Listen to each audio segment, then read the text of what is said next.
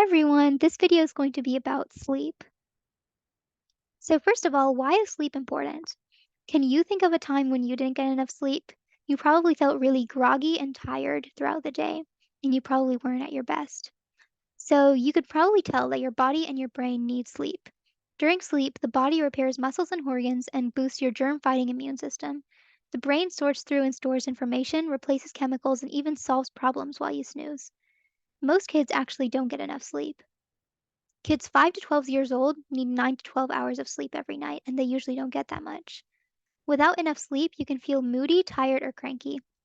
It might be hard to pay attention or follow directions, and schoolwork that's normally easy may feel impossible, or you may feel clumsy playing your favorite sport, game, or instrument.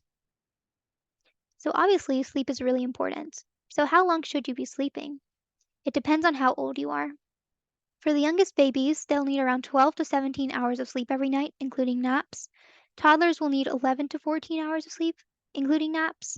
Preschoolers, which are 3 to 5 years old, will need 10 to 13 hours of sleep every night, including naps during the day. School age kids, which are from 6 to 13 years old, will need 9 to 12 hours of sleep every night.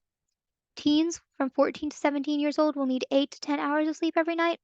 Adults will need 6 to 9 hours, and older adults, 65 years and older, will need 7 to 8 hours of sleep every night. So now let's look at some tips for better sleep. First of all, you can set a schedule. Go to bed and wake up at the same time each day so your body get used to waking up at that time. Next, limit daytime naps. Keep them at less than 1 hour and avoid napping late in the day before sleeping. Exercise. You want to exercise daily for better sleep, but not right before going to bed. Also, watch what you eat and drink.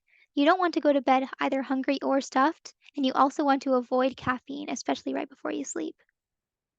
Also, create a room for sleep. Keep your room cool, dark, and quiet. Turn off your tech. Stay off all your screens, including your phone, computers, and TV, for a few hours before bedtime. And lastly, tell your doctor if you often have problems sleeping or if you feel tired during the day. Now let's look at some benefits of good sleep. You'll be able to remember what you learn, pay attention and concentrate, solve problems and think of new ideas, fight sickness because your immune system will be boosted. You'll be energetic and in a good mood.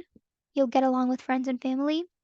You won't need as many naps, and you'll be able to wake up easily, even without an alarm. Now, if you want to learn more about sleep, we can talk about the 4 stages of sleep. Our sleep cycle has 4 stages, and you cycle through them 5 to 6 times every night. The first 2 stages are light sleep, and together they last for 30 minutes of the sleep cycle.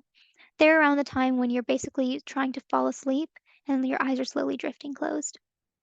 Stage 3 is deep sleep, when your brain slows down and it's harder for you to wake up.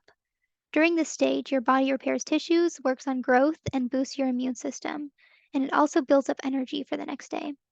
The last stage, which is rapid eye movement or REM sleep, is when your body's activity increases and you do most of your dreaming. REM sleep is important for learning and memory. It's when your brain stores information you've taken in during the day. A lot of times when you're dreaming, you'll see things that you saw during the days before, and that's your brain trying to store the information that it learned. So I think that's pretty cool. Okay, thank you for watching.